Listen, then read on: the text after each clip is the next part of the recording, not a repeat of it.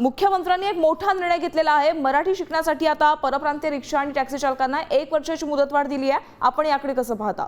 नाही, मुख्यमंत्र्यांनी निर्णय घेतला किंवा कोणालाही भाषा शिकायला एक अवधी हवा असतो, तो अवधी आहे, ठीक आहे।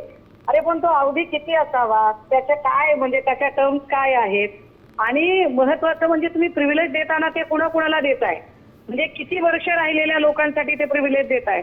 एखादा माणूस जन्मापासून इथे आहे परंतु त्याला मराठी येत नाहीये, एखादा 5 वर्षासाठी आलेला आहे, काय नेमका त्याचा निकष काय आहे, या सगळ्यांवर साधक बाधक चर्चा करायला ठीक आहे। विरोधकांची तुम्हाला अलर्जी आहे, अरे तुमच्या घटक पक्षातल्या तरी लोकांना किमान गुळाचा गणपती म्हणून जे सोबत घेतलेले आहेत त्यांना तरी सोबत घ्या, चर्चा करा। हम करे सो कायदा असं कसं काय करू शकतात ही लोक?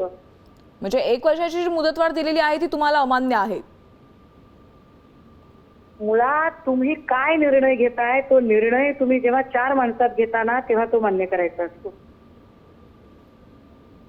बरं, शिंदे सेनेनं सुषमाताई याच्या आधी निर्णय घेतलेला होता, 1 महिन्याचा कालावधी दिलेला होता, मात्र आपण पाहतोय शिंदे सेनेचे परिवहन मंत्री सांगायचंय मला मला हेच म्हणायचंय की तुम्ही विरोधकांची तर तुम्हाला अलर्जी आहेच आहे, पण या विरोधकांमधली काही लोक फोडून स्वतःची खुर्ची जी तुम्ही मिळवली त्या शिंदेंना किंवा दादांच्या पक्षाला, ज्यांना तुम्ही म्हणजे तुम्ही शिंदेच्या निर्णयावर कुरघोडी करता, याचा अर्थ शिंदे गुळाचे गणपती आहेत, याचा अर्थ शिंदेंना सरकारमध्ये किंमत नाहीये किंवा शिंदेंना किंमत नाही हे फडणवीसांना सांगायचं आहे।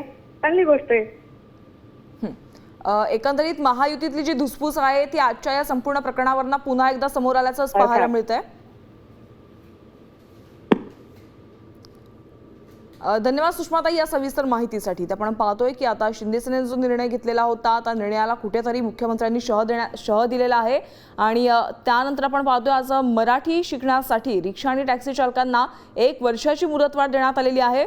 याआधी शिंदे सेनेचे परिवहन मंत्री प्रताप सरनाईक यांनी 1 महिन्याचा कालावधी दिलेला होता,